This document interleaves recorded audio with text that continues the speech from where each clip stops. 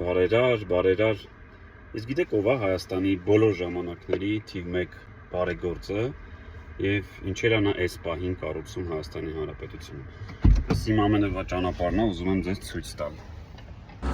Ու քանի որ առավոտ շատ շուտ է, դեռ աշխատավորները չեն եկել, ուզում եմ թեկուզ դրսից ցույց տալ,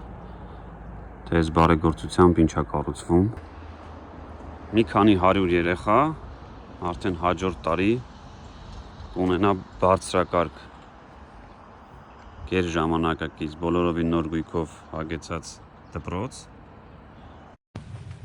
Հարևանությամբ գերեզմանատուն կար, դպրոցը ամբողջությամբ առանձնացվում, ցանկապատվում, տանիքը փոխվում, պատերը գունազարդվում, հիմքերը ամրացվում են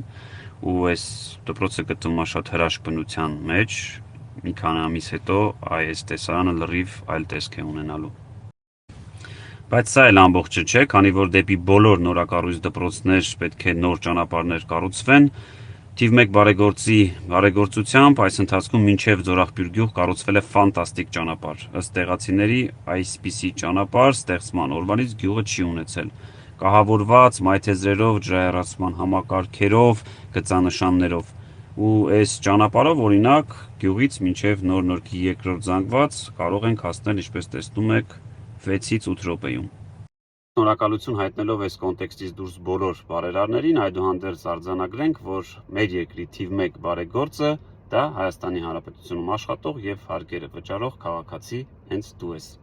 Առաջիկայում այս ֆորմատով ցույց կտամ, թե քո բարեգործությամբ էլ ինչեր ես կառուցում Հայաստանի Հանրապետությունում։